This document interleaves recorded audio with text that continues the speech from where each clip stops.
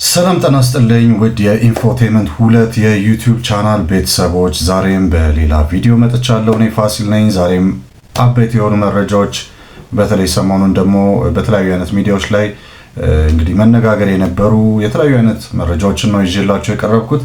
እንግዲህ እንደምትወዱት ይህንን መረጃ እንደሚጠቅማችሁ ተስፋ አደርጋለሁ። እሺ እንግዲህ ወደ መጀመሪያው መረጃ ነው የምንተላለፈው። ወደ መጀመሪያው መረጃ ስተላለፍ እንግዲህ ሰሞኑን ያው በተደጋጋሚ ስለምንወደው አርቲስት ነፃነት ወርቅነህ ህይወት ማለፍ ከዛ በኋላ ደግሞ ተያይዘው የመጡ ጉዳዮችን ስንመለከት እንደነበር ይታወቃል። በተለይ ሰሞኑን ደግሞ የነፃነት ወርቅነህ ህይወት ካለፈ በኋላ ቤተሰቦቹ ወደ አሜሪካ መመለሳቸውም ይታወቃል። ከዚህ ጋር በተያያዘ ታዲያ የአርቲስት ነፃነት ወርቅነህ ባለቤት የሆነችውና የልጆቹ እናት የሆነችው ንጹህ ዘር ደሳለኝ ለባለቤቷ የረጅም ጊዜ ወዳጅ የሆነውን አቶ እንግዲህ አስናቀ ንጉሴን የነፃነትን ጉዳዮች በተመለከተ ማንኛውንም አይነት ጉዳይ እንዲከታተል ውክልና ሰጥተዋለች ይታወቃል። ታዲያ ብዙዎች ከዚህ ውክልና ጋር በተያያዘ ብዙ አይነት ጥያቄዎችን እያነሱ ነው። በተለይ ደግሞ ከህግ አንጻር ይሄ ጉዳይ እንዴት ይታያል የሚል አመለካከት ያላቸውም ሰዎች መነሳታቸው አልቀረም።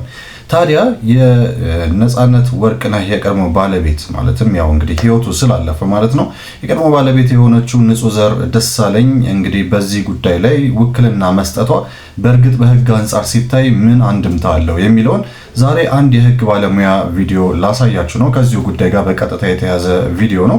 እስቲ እሱን ተመልክተን እንመለስና ከዛ በኋላ ደግሞ የተነሱ አንዳንድ ጥያቄዎችን ተመልክተን ለዛም የተሰጡትን ምላሽ እንመለከታለን። ቀጥታ ወደ ቪዲዮ ልውሰዳችሁ።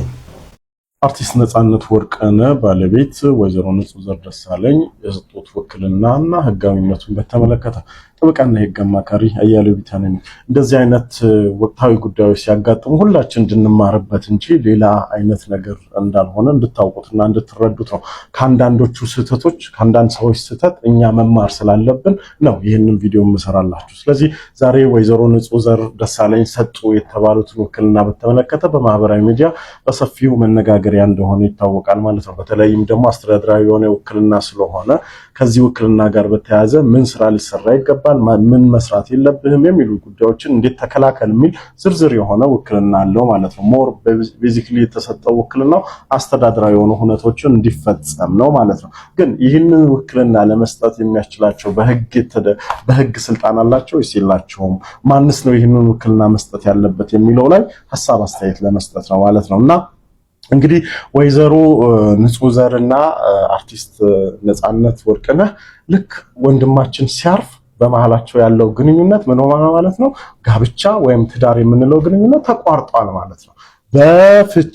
በሞት ፍቺ የሚለው ነገር አንዱ ወዲያውኑ ተግባራዊ የሚሆን መሆኑ ይታወቃል። ስለዚህ በሞት ፍቺ ካለ ከዚህ በኋላ ሚስት የራሷን ድርሻ በጋብቻ ወይም ደግሞ በትዳር ውስጥ ባለችበት ጊዜ ያፈራችውን ንብረቷን በተመለከተ የንብረት መብት ነው እንጂ ሊፈጠር የሚችለው ሌሎች ጉዳዮችን በተመለከተ ስለሟቹ ሆኖ ሊደረጉ የሚችሉ ነገሮች በጣም ሪል በሆኑ ጉዳዮች ካልሆነ በቀር ምን አይደለም ማለት መብትና ጥቅም አይሰጣትም።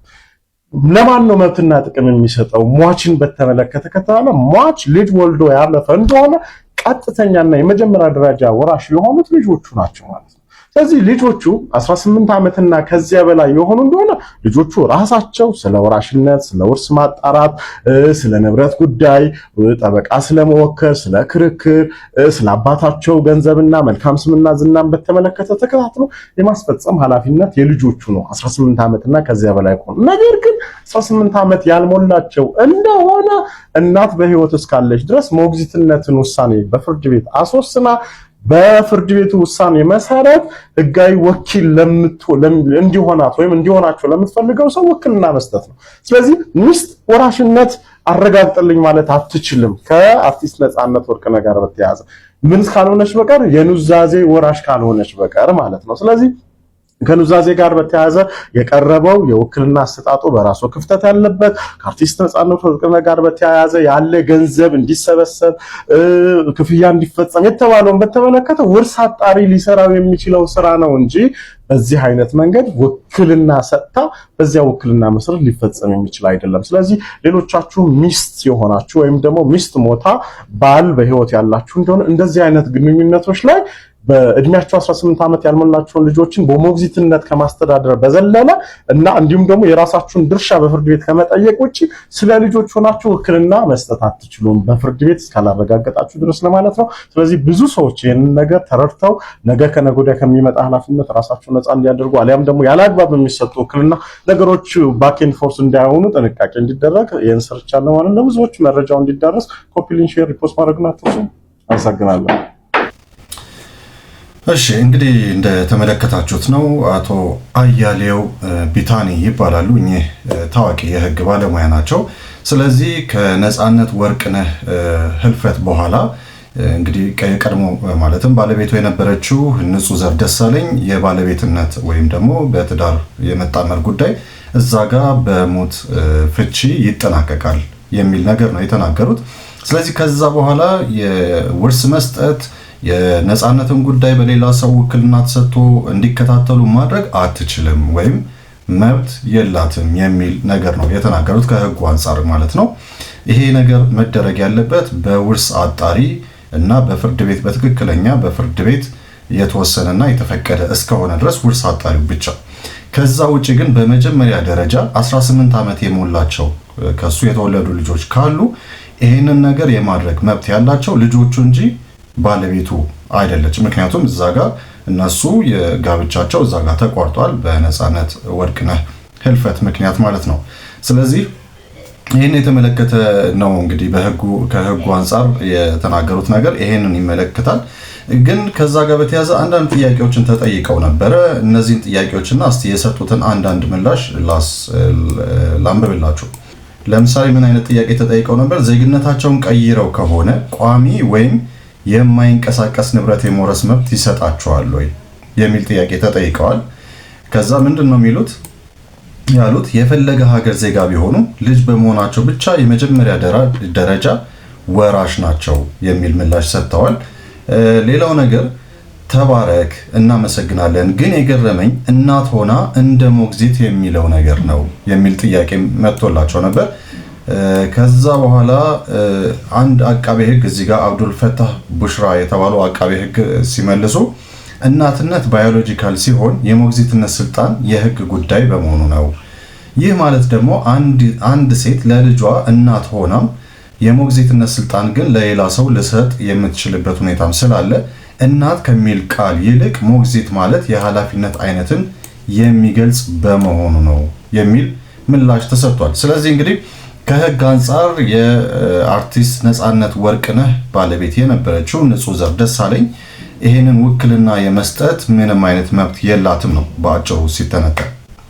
እሺ ይሄንን ይመስላል የመጀመሪያው መረጃ። ወደ ሁለተኛው መረጃ ነው የምንተላለፈው። በኢትዮጵያ የሚገኘው የቀድሞ የፈረንሳይ ተጫዋች ባካሪ ሳኛ ከሚያደንቀውና ከሚወደው ኢትዮጵያዊ ሻለቃ አትሌት ኃይሌ ገብረስላሴ ጋር ተገናኝቷል።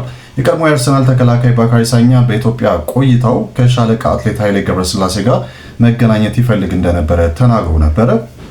ባካሪ ሳኛና ሻለቃ አትሌት ኃይሌ ገብረስላሴ እንግዲህ በኃይሌ ግራንድ ሆቴል ማለትም በራሱ በግራንድ ሆቴሉ መገናኘት ችለዋል።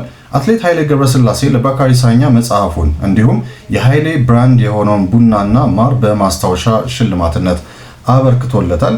ባካሪ ሳኛ የኃይሌ የይቻላል መንፈስ በስፖርቱ በቢዝነስ እና የህይወት ጉዞ ላይ የሚያጠነጥነው መጽሐፉ ሲበረከትለት ይሄን መጽሐፍ መቼም ላጣው አልፈልግም ሲል ተደምጧል። ሻለቃ አትሌት ኃይሌ ገብረስላሴ በበኩሉ በዓለም አቀፍ እውቅና ባገኘው የታላቁ ሩጫ ላይ በቀጣይ ዓመት የክብር እንግዳ እንዲሆንም ግብዣ አቅርቦለታል። ሻለቃ አትሌት ኃይሌ ገብረስላሴ በዚህ ወቅት እንደተናገረው በቀጣይ የታላቁ ሩጫ በክብር እንግድነት ስትመጣ ቤተሰቦችን ይዘህና የሚል መልእክትም አስተላልፏል። ባካሪ ሳኛ እንግዲህ በበኩሉ ለሻለቃ ኃይሌ ገብረስላሴ አዲሱን የብሔራዊ ቡድን ማሊያና ኳስ ፈርሞ እንዳበረከተለት መረጃዎች ያሳያሉ። በመሆኑም እንግዲህ ይህም ብቻም አይደለም፣ ይኸው የቀድሞ የእግር ኳስ ተጫዋች የተለያዩ ቦታዎችን ጎብኝተዋል፣ የኢትዮጵያን ባህል ተመልክተዋል፣ የእንግዳ ተቀባይነታችንን በጣም አድንቋል። በነገራችን ላይ በጣም በርካታ ታዋቂ እንግዲህ የተለያዩ አይነት አገር ዜጎች ወደ ኢትዮጵያ ሲመጡ ከዛ በኋላ በሚደረግላቸው አቀባበል በሚያዩቸው ነገሮች በጣም ተማርከው ነው የሚመለሱት። ይሄንንም የእንግዳ ተቀባይነት መንፈስና በሀገራችን ውስጥ የሚያያቸው ነገሮች ሁልጊዜም እንደማይረሷቸው በተደጋጋሚ ሲነገሩ መስማት በጣም የተለመደ ነው። ከነዚህ መካከል እንግዲህ አንዱ ደግሞ አሁን ባካሪ ሳኛም ይሄንኑ ነገር ነው እየተናገረ ያለው። በተለይ ደግሞ የኢትዮጵያ ብሔራዊ ትጥቅ አቅራቢ ማክሮን ጋር ነው አብሮ የመጣው ባካሪ ሳኛ ሀገሪቱን የማወቅ እድል በማግኘቱ በጣም ደስተኛ መሆኑን ተናግረዋል። እንግዲህ ይሄን ብቻም ሳይሆን ኢትዮጵያን ከሩቅ ነው እንጂ የማውቃት በቅርብ እንደዚህ አላውቃትም ነበር የሚል ነገርም ተናግሮ ነበር። እዚህ በመገኘቴም በጣም ደስተኛ ነኝ። ከሩቅ ሆኜ እንደማውቀው አይደለም፣ እንደምሰማውም አይደለም። በአካል ተገኝቼ ያየሁት ነገር ትልቅ ትርክት የሚቀይር ነው። ህዝቡ ትልቅ ክብር ያለውና በጋራ የሚሰራ ሆኖ አግኝቼዋለሁ በማለት ተናግሯል። የኢትዮጵያ ብሔራዊ ቡድን ትጥቅ አቅራቢ ማክሮን መለያው በሸራተን አዲስ አስተዋውቆ ነበር። ስለዚህ በዛ ወቅት እንግዲህ የታደመው ይኸው ባካሪ ሳኛ በተለይ የህዝቡ አቀባበል በጣም እንዳስደመመው ተናግሯል። እውነት ለመናገር ቤቴ እንዳለው እንዲሰማኝ ነው ያደረጋችሁኝ። ሀገራችሁ ትልቅ ተስፋ አላት። ብዙ ነገር ከጠበቅኩት በላይ ሆኖብኛል በማለትም ሀሳቡን አካፍሏል። ከእግር ኳሱ ጋር በተገናኘም ትክክለኛው ሰው በትክክለኛ ቦታው ላይ ስለመሆኑ ማረጋገጥ ይገባል ብሏል። ጥሩ ጅማሮች አይቻለሁ። እኔም በቻልኩት መጠን ለመርዳት ዝግጁ ነኝ። ስኬታማ መሆን የሚያስችል ግብአቶች አሏችሁ። ውጤት ለማግኘት ግን ወይም ለማምጣት ግን ትዕግስት ያስፈልጋል ሲል ሙያዊ ሀሳቡን አጋርቷል። እስቲ ከዚህ ጋር የተያዙ አንዳንድ ቪዲዮዎችን ላስመልክታችሁ።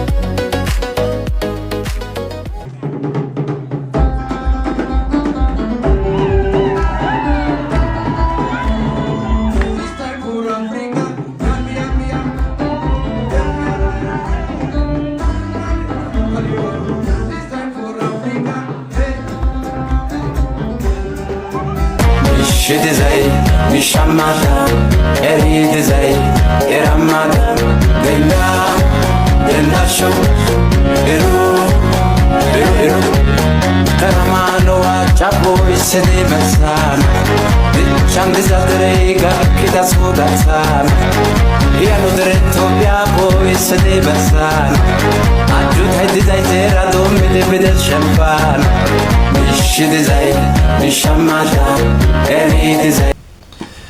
እሺ ይህንን ይመስላል። ወደሚቀጥለው መረጃ እንተላለፋለን።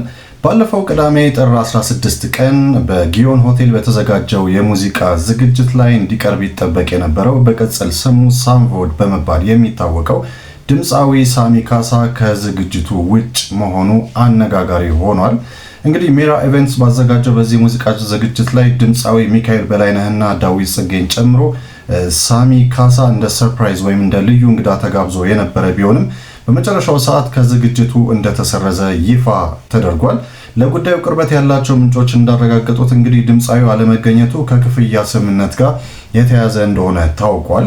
ሳሚ ካሳ በመጀመሪያ ከፕሮግራም አዘጋጆቹ ጋር በተስማማው ክፍያ መሰረት እንዲከፈለው የጠየቀ ቢሆንም አዘጋጆቹ በበኩላቸው ከስፖንሰር የተገኘው ገቢና የትኬት ሽያጭ ከታሰበው በታች ስለሆነ ክፍያ ይቀንስልን የሚል ጥያቄ እንዳቀረቡ ተጠቁሟል። ድምፃዊው ታዲያ ይህንን ቅናሽ ለመቀበል ፈቃደኛ ባለመሆኑ ምክንያት ስምምነቱ ፈርሶ ከዝግጅቱ ውጪ እንዲሆን መወሰኑን ምንጮች ገልጸዋል። ይህን ተከትሎም የኮንሰርቱ አዘጋጅ ድምፃዊው በዝግጅቱ ላይ እንደማይገኝ የሚገልጽ ማስታወቂያ በማህበራዊ ሚዲያ አሰራጭተዋል። ድምፃዊ ሳሚ ካሳ ወይም ሳምቮድ በሙዚቃ ኢንዱስትሪ ውስጥ በተለይ በዲያስፖራ ማህበረሰብ ዘንድ ታዋቂነትን ያተረፈ ቢሆንም የመድረክ አፈጻጸሙና የክፍያው ጥያቄ በአሜሪካ በሚገኙ አንዳንድ ፕሮሞተሮች ዘንድ ቅሬታ ሲያስነሳ መቆየቱም ተዘግቧል። ሀበሻ ያነጋገራቸው ፕሮሞተሮች እንደሚገልጹትም ድምፃዊው ለመድረክ የሚያበቁ በቂ የራሱ ስራዎች ውስንነት አለበት። ብዙውን ጊዜ በመድረክ ላይ በሲዲ ወይም ፕሌይባክ በመታገዝ ውስን እስከ 25 ደቂቃዎችን ብቻ ተጫውቶ ከፍተኛ ክፍያ መጠየቁ ለቢዝነስ አዋጪ እንዳይሆን እንዳደረገው ይናገራሉ። አንዳንድ ፕሮሞተሮች ለዛሀበሻ በሰጡት አስተያየትም ድምፃዊው ራሱን ከማሻሻልና አዳዲስ ስራዎችን ከመለማመድ ይልቅ በጊዜያዊ ተቀባይ ወይም ሃይፕ ላይ የተመረኮዘ አካሄድ መከተሉ በዘላቂነት በኢንዱስትሪው ውስጥ የመስራት እድሉን እያጠበበው እንደሆነ ትችታቸውን ሰንዝረዋል። ይህ በእንዲህ እንዳለ እንግዲህ ከ15 ዓመት በኋላ ወደ ሀገር ቤት የተመለሰው ድምፃዊው በቀጣይ ከአድናቂዎቹ ጋር ለመገናኘትና ስራዎቹን ለማቅረብ ይህ አሁን የተፈጠረው ክስተት ፈተና እንደሚሆንበት የዘርፉ ባለሙያዎች ይናገራሉ ሲል ዘሀበሻ የዜና ምንጭ ገልጿል። ስለዚህ እንግዲህ ድምፃዊ ሳሚ ካሳ ወይም ሳምቮድ ገና ውጭ እንግዲህ ከ14 ዓመት በኋላ ከአሜሪካን ሀገር ወደ ኢትዮጵያ ከመጣ በኋላ ይኸው ሜራ ኢቨንትስ ባዘጋጀው ዝግጅት ላይ ተገኝቶ የሙዚቃ ስራዎቹን እንዳቀረበ ይታወቃል። በወቅቱም የተለያዩ አይነት ድምፃውያን እነ ሄኖክ አበበ እነ ናቲ ኃይሌን ጨምሮ እነ ታደለ ሮባን የመሳሰሉ ታዋቂ አቀንቃኞች አብረው ሰርተው እንደነበር ይታወቃል። ግን ያው ሁልጊዜም እንደምናውቀው ሳሚ ካሳ ወይም ሳምቮድ የራሱ የሆኑ የብቻው የሆኑ ስራዎች የሉትም፣ የተወሰኑ ስራዎች ናቸው ያሉት።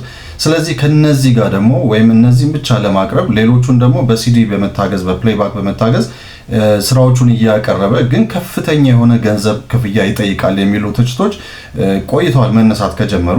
ገና ከመጣና በዚህ ኮንሰርት ላይ ደግሞ ተካፍሎ የሙዚቃ ስራዎቹን ካቀረበ በኋላ እነዚህ ነገሮች በጣም በቀጣይነት እየተነገሩ ነበር። እንግዲህ በመጨረሻ ደግሞ ይሄው ሜራ ኢቨንትስ እንግዲህ ባዘጋጀው በዚህ ኮንሰርት ላይ ሳሚ ካሳ ሳይገኝ እንደቀረ እና የሱም ተጋባዥነቱ እንደተሰረዘ የሚገልጸው ማስታወቂያ ከነዚህ ጋር በተለይ ደግሞ ከክፍያ ጋር የተያዘ እንደሆነ ተገልጿል ማለት ነው።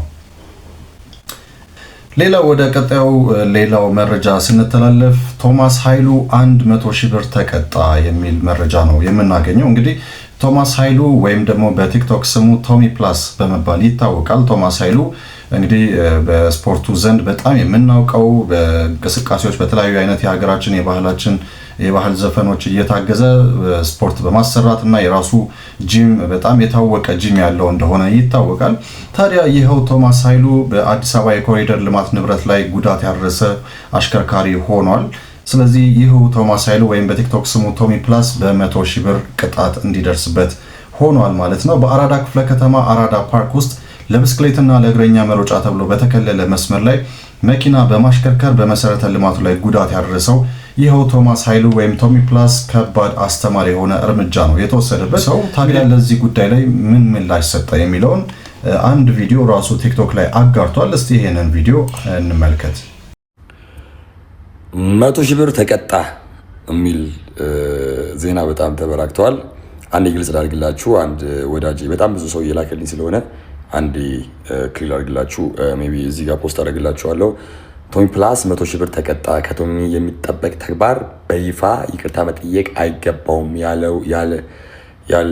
ያለውን እውቅና ተጠቅሞ ለሌሎች ምሳሌ መሆን ለሌሎችም ሰገጽ ሲገባው እሱ በእንደዚህ አይነት የወረደ የሀገር ሀብት የማውደም ተግባር ላይ በመገኘቱ ከባለስልጣኑ የተሰጠ መግለጫ ይላል።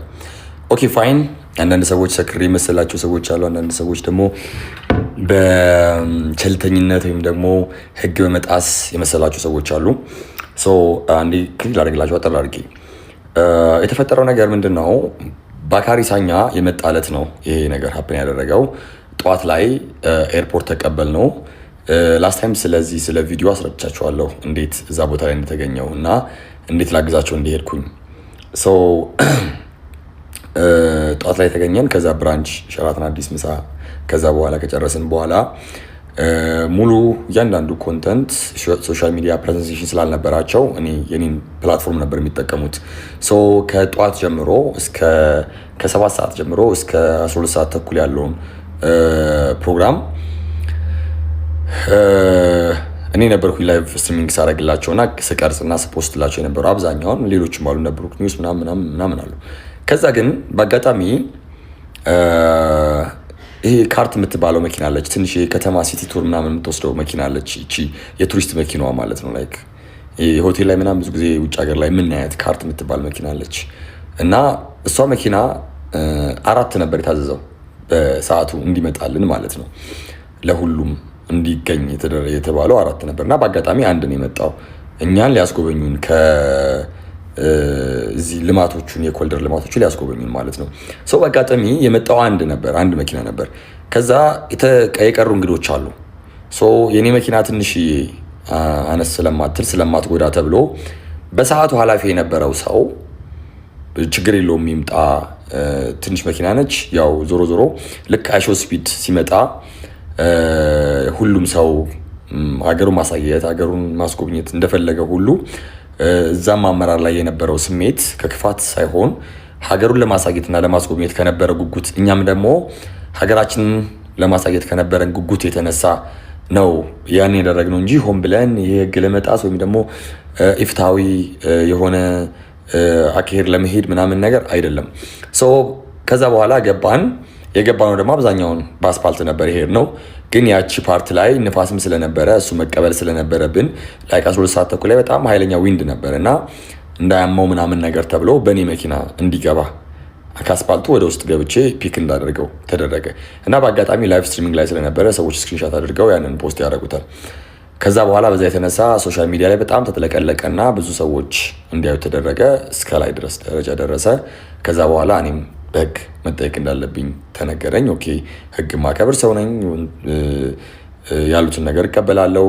ትክክልም ካልሆነ እኔ በሰዓቱ የነበረው ያ ሰው የሚመለከተው ሰው ችግር የለውም ስላለኝና ያው ሁላችንም እሱም በክፋት ሳይሆን ሀገራችንን ለማሳየት ከነበረን ጉጉት አንጻር ወይም ደግሞ መንግስት የሚሰራውን ስራ ለመደገፍና በተቻለን በሶሻል ሚዲያ ፕሬዘንት አድርገን ለማስተዋወቅ ከነበረን ፍላጎት አንጻር እንጂ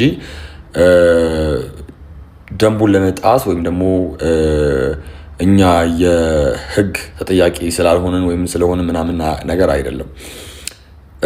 ለዛ ያንን ፒክ አድርገን መጣን። ከዛ በኋላ ወደ ቤት ገባን።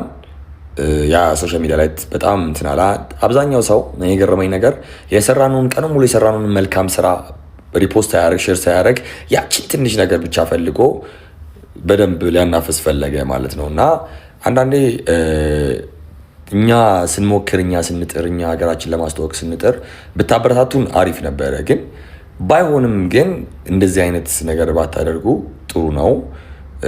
ግን እኔ ያው ተምሬበታለሁኝ። እንዲያውም ከዚህ የከፋ ሊሆን ይችል ነበረ።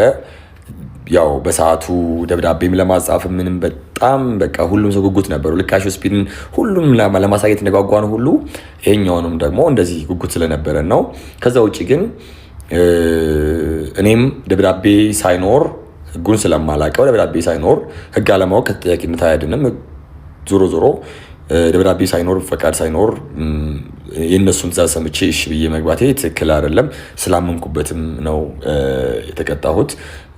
በሰዓቱ ግን ኮሚሽነር ወይም ደግሞ ትልልቅ አመራሮች ያሉት የነበረውን ኬዝ ተረድተው ሀገርን ፕሮሞት ለማድረግ እንደታሰበ ወይም ደግሞ የሀገራችንን ኮሪደር ልማት ለማስተዋወቅ እንደታሰበ አይተው ነው ኮምፕሮማይዝ አድርገው ብሩንም የቀነሱት። እና ቴንኪ ሶ ማች እዛ የነበራችሁ አመራሮች፣ አጠገቤ የነበራችሁ አይዞህ በቃ ችግር የለውም ይሄ ህግ ስለሆነ ነው ምንም ማድረግ ስለማይቻል ነው ያደረግከው ነገር ጥሩ ነው ብላችሁ ስላበረታታችሁኝ አመሰግናለሁ።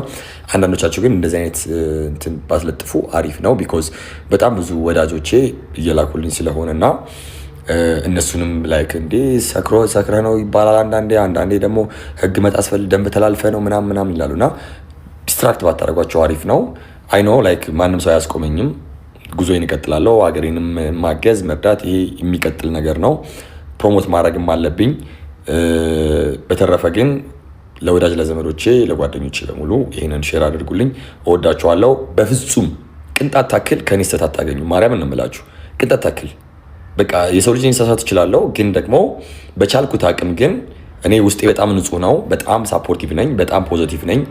ምንም ብትሉ ምንም እኔ አይምሮ የሚቀይረው ነገር የለም። ሀገሬን ከመርዳት ነገ ከነገ ወዲያም የሚያስቆመኝ ነገር የለም። ምንም ችግር የለውም። ህጉን አከብራለሁ። ስለዚህ ህጉን ስለማከብር አስፈላጊውን እርምጃ ተቀብያለሁ ማለት ነው። በተረፈ እወዳችኋለሁ። እኔ ደህና ነኝ። እየደወላችሁ የምትጠይቁኝ ቴክስት የምታደርጉልኝ ሰዎች ፕሊዝ በቃ ፋይን። እሺ ቴንክ ሶ ማች ጉድ ናይት። ሌላው ነገር እንድትገነዘቡ የሚፈልገው ነገር ይሄንን ስናደርግ 5 ሳንቲም ጥቅም አግኝተን አይደለም።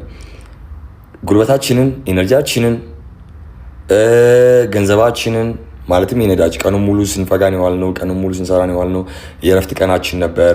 በጣም ብዙ ስፔንድ ያደረግናቸው ነገሮች ላይ ብዙ የማይወሩ ነገሮች ግን ደግሞ ለማስተዋወቅ ሀገራችንን ፕሮሞት ለማድረግ ብዙ ነገር ደክመናል። ማርያምን ነው የምላችሁ። በዚህ ውስጥ የምናገኘው ጥቅም እንደው ታውቃላችሁ ሀገራችን ከፍ ስትል ማየት ብቻ ነው። ያ ብቻ ነው እኛን የሚያስደስተንና እኛ ስናገዝ የነበረው 5 ሳንቲም ተከፍሎን አይደለም ይሄን ነገር ስናደርግ የነበረው እኔም ጓደኞቼም አጋሮቼም። በተረፈ ቴንክ ዩ ሶ ማች በድጋሚ መጣሁ። ስለዚህ ነው። እሺ ይሄንን ይመስላል መረጃዎች። የዛሬዎቹ መረጃዎች እነዚህን ይመስላሉ። በሚቀጥለው ደግሞ በሌላ መረጃ ተመልሰን የምንመጣ ይሆናል ማለት ነው። እንግዲህ አስተያየት ካላችሁ በኮሜንት ሴክሽን ላይ ገብታችሁ ልታሳውቁኝ ትችላላችሁ። ለዚህ ቻናል ደግሞ አዲስ ከሆናችሁ ሰብስክራይብ ማድረጋችሁን አትርሱ። እንደዚሁም የደወል ምልክት ከነካችሁ ደግሞ አዳዲስ የሆኑ ቪዲዮ ሲለቀቁ መልእክት ይደርሳችኋል ማለት ነው። እንግዲህ ለዛሬ በዚህ አበቃው። በሚቀጥለው እስከምንገናኝ ድረስ መልካም ጊዜ